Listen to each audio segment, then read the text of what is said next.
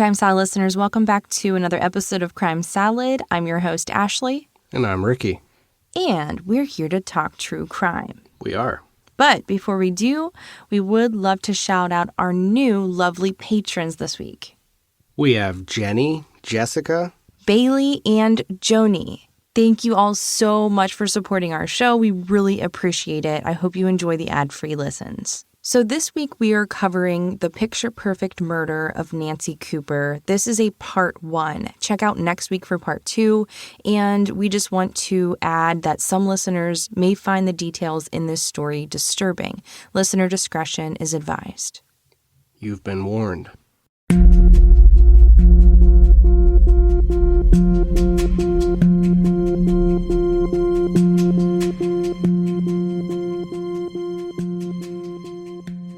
On the morning of July 12, 2008, Jessica Adam became concerned about her friend and neighbor, Nancy Cooper.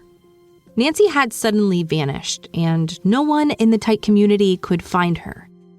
Nancy, a 34-year-old mom to 2 girls, was living in a suburb of Raleigh, North Carolina, while going through a contentious divorce with her husband, Bradley Cooper.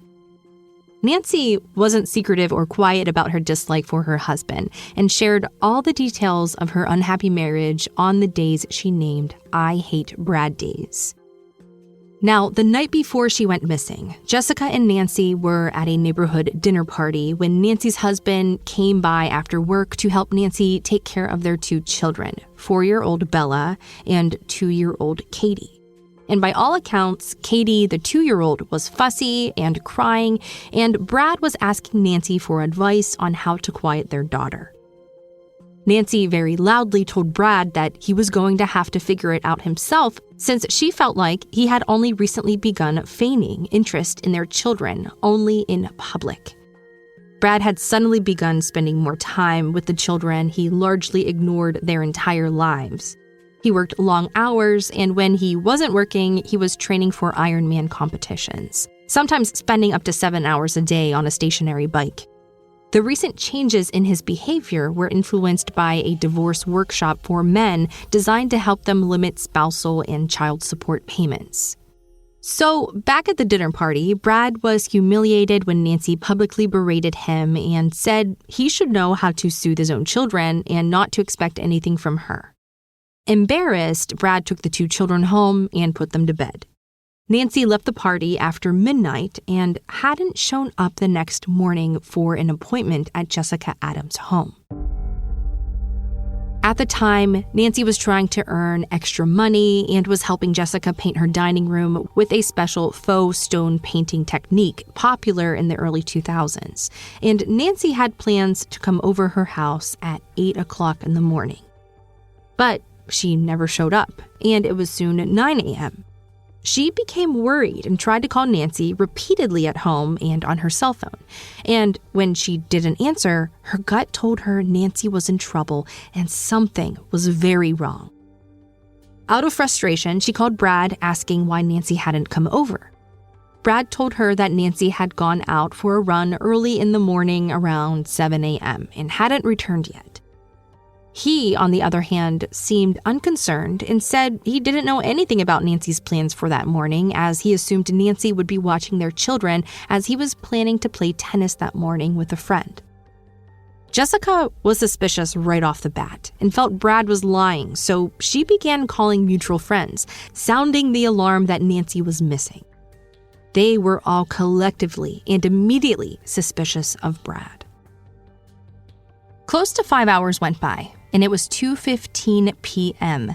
The worry of Nancy's whereabouts was growing more and more, and so Jessica Adam called 911.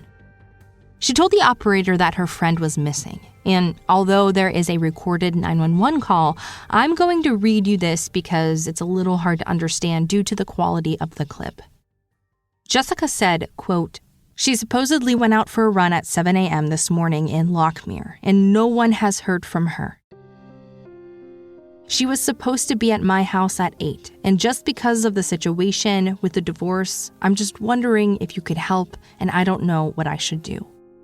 Her and her husband were living together, but they were in the middle of a divorce. According to her husband, when I called this morning around 9 a.m., he said that she had left this morning for a run early, and he believed it was with her friend Cary. She would have made contact with me or her other friends by now who both had expected her today, and the fact that her car is still at home and her cell phone is there is a little weird. That would not make sense. Her husband, maybe that he's done something, God forbid. I don't know that he's been physically violent, but I know that there's been a lot of tension. So I wouldn't be surprised, I hate to say it, but I'm just not sure what to do. As of right now, I think basically the information we have is that she left the house at 7 a.m., assuming her husband is telling the truth, and she's not returned, which wouldn't make sense, end quote. Jessica wanted to formally file a missing persons report, but was told by the 911 operator it would need to be filed by Brad or her family. Jessica told the dispatcher, "I don't know how he's going to react to this either." The dispatcher told Jessica, "You know what? It's okay. It's better safe than sorry. If you're concerned about her, this is what I would want my true friends to do too." From the concern and emotion in Jessica's voice, the dispatcher told her they would immediately send someone out to talk with Brad and, if necessary, would force a missing persons report. And as a result, police went in with the understanding they might have an adult in danger. When the police arrived, Brad wasn't home. Jessica and the police called Brad several times, and he never answered the calls. Later, his cell phone records would show that he did in fact receive those calls, listened to the messages, and never returned the calls. About an hour later, he pulled into the driveway where Jessica was waiting for him with the police. He told them both he was out driving near Nancy's known running routes looking for her, but couldn't find her. According to court records, Officer Daniel Hayes and Detective Adam Dismukes responded to the call from Nancy's friends. All they knew was that Nancy had been missing for several hours, and her neighbors suspected that her husband may have harmed her. They said that when they arrived, Brad seemed surprised that his neighbor would report his wife missing, as he felt like she was out getting coffee with a friend and time had gotten away from her. They stated that Brad allowed them into his home and let them look around. They thought it was odd that Brad immediately sat at the kitchen table and didn't call out for his wife to see if she had come home.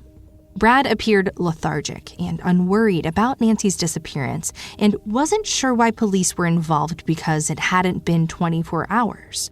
But you would think it would be a big deal. This is the mother of his children, his wife, and no one has seen her for hours. Brad told police that he had gotten up around 4 a.m. that day with his oldest daughter Bella and took her into his home office so she wouldn't disturb her from her mother or younger sister. Later, we'll find out that that was unlikely, as Nancy had slept in a separate room from Brad where she would lock herself and her children into a room each night. So, for whatever reason, he felt it was necessary to mention that he took his older daughter into his office at 4 a.m. Now, Brad denied that the two were getting a divorce and told officers that they each decided to put the divorce on hold and work on the marriage. This was something Nancy's friends and family would later adamantly deny. Brad went on to tell the police that he made 2 separate trips to the grocery store that morning, once to get milk and once to get laundry detergent. He stated that while he was at the store the second time, Nancy called him from their home phone around 6:40 a.m. and asked him to buy some green juice. Later, phone records and store surveillance video would confirm this phone call did take place. When he did arrive back home from the store, he heard Nancy ask where her running shorts were because she was going on a run with a new friend named Cary. He heard the front door open and closed and assumed that Nancy had left on her run. He guessed that she was wearing the white t-shirt he saw her in earlier and perhaps a black and red sports bra. While in the house, officers noticed cleaning supplies still on the countertop and noted a dried stain on a fitted white sheet where Nancy slept. They asked Brad if he had any of the clothing Nancy was wearing the night before, and he said it was a blue dress with a thin strap, but he couldn't find it. Later, Brad would talk to Jessica, and they both agreed that Nancy was wearing a black dress, not blue. This will become important later in the investigation. Officers also had a chance to speak with all of the neighbors, and they all had disparaging things to say about Brad in varying degrees of severity and were quite informed with the relationship between the two. They were all alarmed that Nancy was missing, and several came right out and accused Brad of harming his wife. The neighbors similarly reported that the two were getting a divorce because of Brad's infidelity. Investigators learned that Nancy had plans to take both of her daughters back home to live with her family in Canada. They learned that Nancy had no financial access to any of Brad's bank accounts or means to leave without Brad's permission, as he controlled all of the money in the relationship. Of special note was the fact that Nancy's friends said she always kept her keys in her pocket and her cell phone with her while she slept. It sounds like Brad was a very controlling person, and, well, Nancy just didn't feel safe, which is horribly sad to know as she was living in a house with her children and a person like Brad as her husband. Police also learned about two recent huge fights between the couple. One occurred on July 7, 2008, when Nancy and the girls returned from a vacation with her family in Hilton Head. And the other fight took place the day before Nancy allegedly disappeared on July 11, 2008. And that fight happened at that neighborhood dinner party when Brad discovered that Nancy was making extra money by helping Jessica paint her home. Because of this extra money, Brad wasn't planning to give Nancy her allowance that week. This is an argument that Brad denied having despite witnesses. As they were talking to Brad, it caught police attention as they noticed small red marks that looked like finger-shaped scratches on the back of Brad's neck, where he would be unable to see them or know about them to try to hide them. And he also had a Band-Aid on his middle finger. And another thing that caught them off guard is that it was 91 degrees that day, and Brad was wearing long pants and a long-sleeved shirt. As police got permission from Brad to take photos of his house, Brad made a comment about how cheap their photo equipment was. He wondered where all of his tax dollars were going, since obviously it wasn't being spent on proper equipment. With that being said, officers noted that Brad never seemed worried, alarmed, or concerned about his wife's disappearance and believed she would return home shortly. In fact, that was why he had been cleaning the house all morning. These pictures will become important later in the story. At the time, police noticed that while the house was very messy with clutter everywhere, Brad was in the midst of a cleaning frenzy. There were cleaning supplies everywhere, and Brad told investigators that he thought Nancy hadn't come home because she was still mad about the messy house. When she returned from her family vacation, she was shocked at the state of things. There was moldy dried food left out all over the house, including in the girls' playroom, where some of the food was covered in maggots, and the entire house was crawling in ants. According to a phone call that Nancy left for her father in Canada, every surface of the house was dirty and unfit for use. This was seen as red flags to officers since, according to neighbors, Brad was old-fashioned and had very rigid expectations of a wife's role and a husband's role in a marriage. What police found odd is that while Brad had clearly been cleaning and scrubbing, he wasn't actually doing anything about the messy items in the home. He was only concerned with a few areas of the house, like cleaning the floor, a bathroom, and doing the laundry. Investigators also noticed that there were car mats that were drying in the driveway of the Cooper home when they arrived. And when they asked about them, Brad told investigators that he had cleaned out the cargo area of his car because he had accidentally spilled gasoline in the area. That is when Brad voluntarily admitted to trying to prevent Nancy from leaving him by taking and hiding the girls' passports. Passports which Nancy had been hiding in her car from him for months, along with other important financial documents.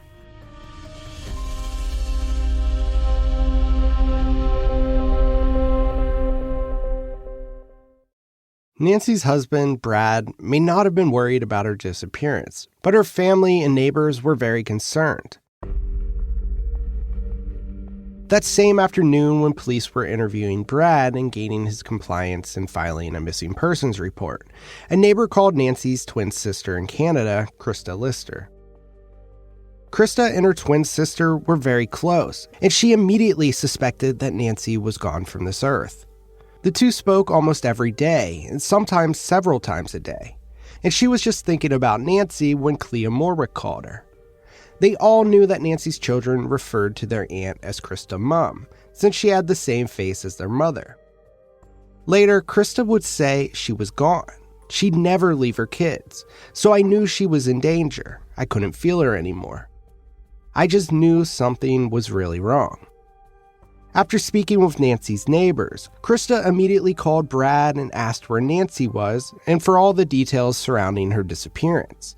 But Brad was short and cryptic and said that she had gone for a run and just hadn't came back yet. When she pointedly asked him what he had done with her sister, Brad hung up on her. Krista immediately contacted the rest of their family. Her older brother Jeff was a police officer in Canada, her younger sister Jill, and finally her parents, Donna and Gary Rentz. After her dad got the phone call from Krista that Nancy was missing, he instinctively knew there wasn't going to be a happy ending. And so Donna and Gary were making their plans to go to North Carolina to search for their daughter. They were bothered that Brad hadn't even tried to contact them or tell them that Nancy was missing. It was just 8 years earlier when they welcomed Brad with open arms into their close and nurturing family. To them, Brad was like another son, which made his silence feel like the ultimate betrayal. Nancy's parents would later tell investigators that Nancy had a larger-than-life personality, and as a result, she was always the life of the party. She always attracted equally outgoing men in her life until she met Brad. Now, there are differing accounts on how the two met, other than what we know for sure that they both met through work. At the time, Nancy worked for a company in Calgary, and Brad worked for IBM as an information technology specialist. Their respective companies interfaced with each other, and when the two finally met in person, Nancy felt sorry for him. He was shy, quiet, and reserved, and Nancy had offered to set him up with a friend. But the more they talked, the more they decided that they should date each other. In Brad's version of events, Nancy had asked him out several times. Each time he declined after just going through a painful breakup. He and his fiancée had dated for 2.5 years, and he had just moved out. But eventually, Nancy allegedly wore him down, and they soon began dating. In both versions, Brad had complained that his ex-fiancée had left him emotionally scarred and bruised, and he wasn't ready to just jump into another relationship so quickly. According to Nancy's parents, Brad began to pursue Nancy with kind words and grand gestures. And at the time, Nancy was dating an older man who she loved very much. Unfortunately, his children were all grown up, and he didn't want to raise any children again. Nancy wanted to be a mother all of her life, and as a result, she chose Brad. And Brad fell right into the Rentz family dynamics and loved the closeness that they all shared. By all accounts, Brad was not close with his own family, Carol and Terry Cooper, or his younger brother, Grant Cooper. He described them to the Rentz family as cold, reserved, and without warmth. However, the feelings weren't universally reciprocated. In the book entitled Love Lies by Amanda Lamb, Krista felt like Brad was antisocial, and she had a hard time trying to connect with him, or even have a basic conversation about anything other than surface-level subjects. During December of 1999, Brad proposed to Nancy, and the two planned a large wedding for the spring of 2001. However, once Brad was offered a job with Cisco Systems in North Carolina, they canceled their big wedding and instead got married in front of a justice of peace with just her family present. Brad's family didn't attend. They were unhappy with the rush of the wedding, which was the only way that Nancy could move to the United States with Brad since she didn't have a work visa or green card. Nancy just didn't leave her family and country behind. Her twin, Krista, always felt like Brad moved her sister away to the U.S. to get her away from her close family so that he could isolate her, break her down, and control her, something she thought he never would have been able to do in Canada.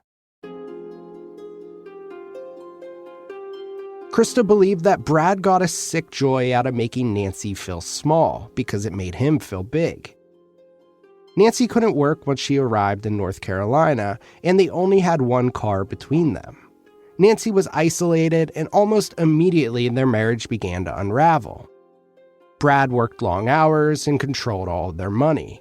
Nancy was lonely and depressed, and soon she went back to Canada, ready to end her unhappy marriage. But to the outside world, their marriage seemed happy, even picture perfect. Nancy had a large engagement ring, they lived in a nice neighborhood, and Brad drove a BMW. But on the inside of the marriage, everything was the complete opposite.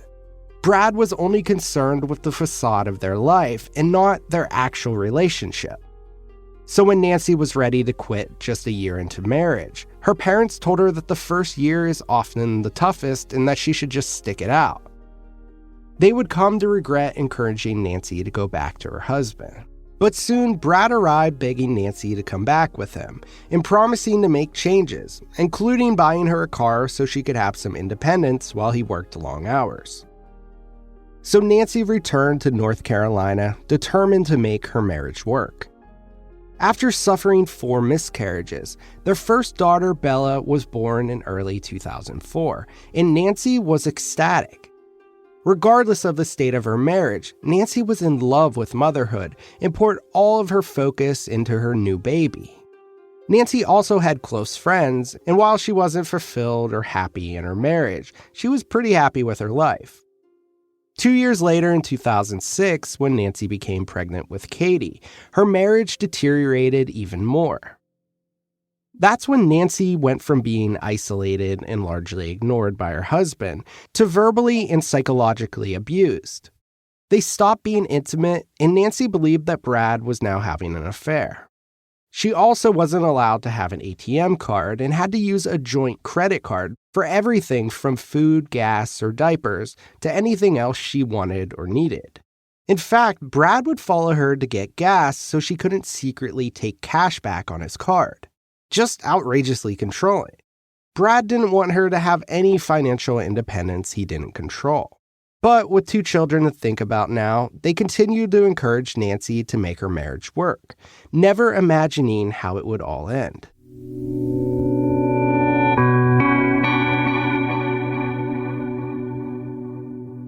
On Sunday, July 13th, 2009, just 24 hours after Nancy went missing, police officers went back to Brad Cooper's house to ask him more specific questions. Most importantly, they wanted to find the dress that Nancy had been wearing on Friday night when she was last seen. One of Nancy's friends said she hadn't been wearing a black or blue dress as he told them the day prior. So they were now looking for a green dress. Brad announced that he had found the green dress she was wearing and handed it to police. It had been washed and dried, despite being a dress that Nancy normally would have dry cleaned. And police were annoyed because later they would find photos of the green dress in a laundry hamper when they first asked Brad to look around to find the dress she was wearing. Police were also told by neighbors that Brad was one in only 152 experts in the world who had experience with Cisco's proprietary phone and internet software. They all believed that Brad could remotely cut off Nancy's phone calls and could intercept her emails, which is why Nancy began communicating exclusively from a BlackBerry phone with her friends and family. Later, it would come out that both of these things were true. In fact, at one point, Brad wanted Nancy and the girls gone as soon as possible. However, it was only after intercepting a draft separation agreement from Nancy's lawyer that Brad took both girls' passports and refused to allow Nancy to leave. Nancy was requesting $2,100 a month in child support and another $2,000 a month in spousal support. That's when Brad suggested that they each take one child, that way neither of them would owe the other child support. It's also when he tricked Nancy at an outdoor event by leaving something in her car and then needing the key to go back and get it. It was then that Brad searched the car and took the girls' passports, preventing Nancy from leaving. Brad stated that the reason Nancy wanted the divorce was because she found out he had a one-night stand with her best friend, Heather Meter. At first, Brad had denied the affair, It was only later that he reluctantly admitted to having sex with Heather just one time. But Heather had already confessed to Nancy that the relationship was much more serious than only a sexual encounter. 6 months later in marriage counseling, Brad confessed again that the relationship had gone on for over a year and he was in love with Heather at that time. That's when Nancy began complaining to her family that her relationship had become untenable. The only reason for the confession was because Heather was being sued by another woman in an alienation of affection lawsuit filed for breaking up another woman's marriage. That's when she told Brad that in the discovery process, all of their emails and text messages may become part of the case. But Brad continued to lie to police and pretended it was only one time in the master closet, during a play date while both of their children were napping. Police stated that Brad was rude throughout the short interview and asked them what they were doing wasting their time with him when they could be out looking for his wife. Surprisingly, now he starts to show concern because he's being looked at under a microscope. But Brad was home. Nancy's friends and family were at a press conference asking the public for help. A press conference that Brad declined to participate in. There. They spoke briefly, hoping for Nancy's safe return. We have been here today to help find Nancy. We believe that she will be brought home soon. And we thank the community for the support they've given, and ask that they continue in their effort to help find our daughter.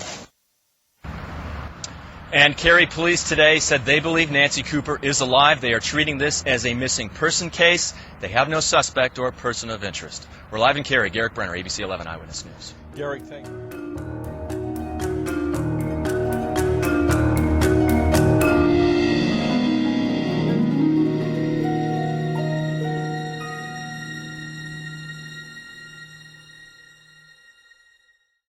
Gary Rentz, Nancy's father, joined the press conference asking the public for help in finding his daughter, not realizing her body would be found the next day, just 1.5 miles from her home in a drainage ditch and retention pond. Just 2 days after she had gone missing on July 14, 2008, it was a dog walker who found Nancy's body partially nude, face down in a muddy drainage pond located on Fielding Drive in an undeveloped construction phase of their neighborhood. And when she was found, she was wearing the black and red sports bra that Brad had described. The rest of her clothing and shoes were all missing. The bra was only partially covering Nancy's chest, as it had become entangled on itself. Nancy's death was classified as a homicide by the chief medical examiner. The medical examiner stated in her report that sports bras are tight and difficult to get on, and they can roll up in the back. The bra on Nancy's body was rolled up in the back and only covered one breast. She felt that this bra had been pulled onto Nancy's body and never adjusted by her, which could mean she wasn't conscious or alive when it was put on her body. The medical examiner report also noted that Nancy's hair was long and worn down, not in her usual trademark ponytail she wore when she was running. The medical examiner found a fracture of the hyoid bone in Nancy's neck, along with pinpoint hemorrhaging in throat tissue. The cause and manner of death was manual strangulation. Her stomach contents consisted of caffeine and an undigested onion. The night before her alleged run, Nancy had drank a Diet Coke earlier in the night and ate a salad with onion.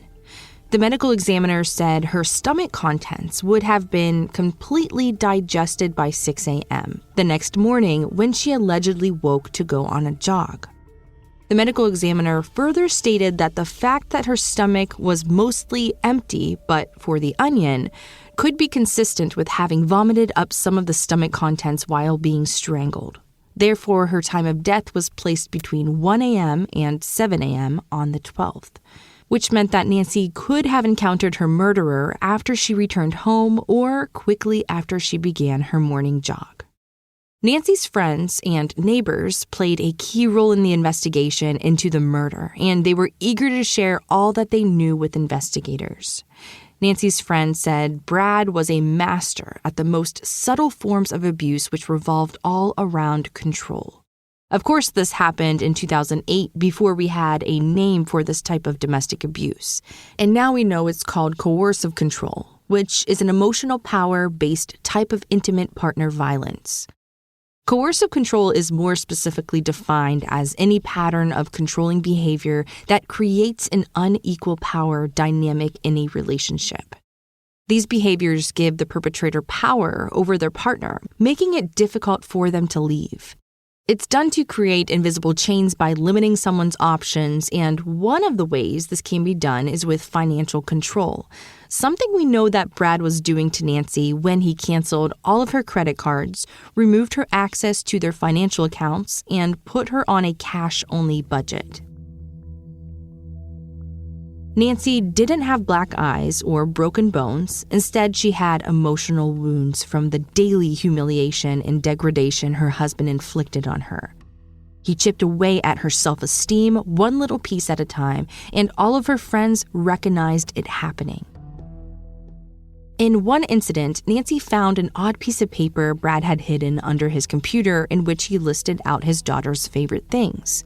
It listed each child's name with facts like their favorite food and favorite colors. They were all basic things that any father should know about his children. However, on the back of that list was a to-do list that was more ominous. Instead of a list of items to purchase or repair, Brad's to-do list said to close bank accounts, check the values of their cars, check life insurance policies, and locate their wills. According to the book Love Lies, A True Story of Marriage and Murder in the Suburbs by author Amanda Lamb, Nancy's friends were so alarmed by the list that they suggested she stay with one of them and not return home.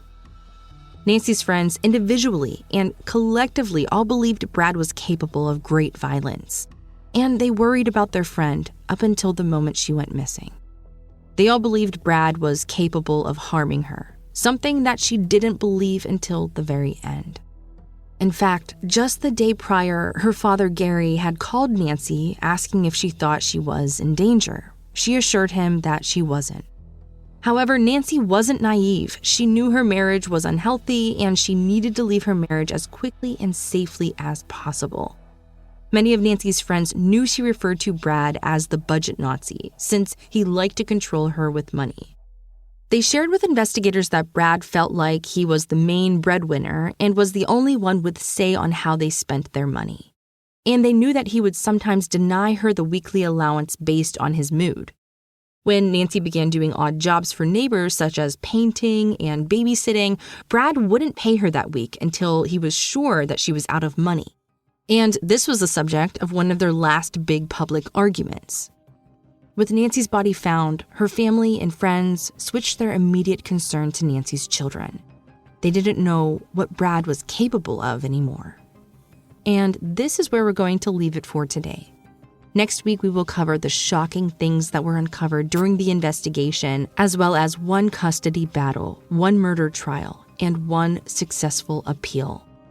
Thank you all so much for listening. We will see you next week.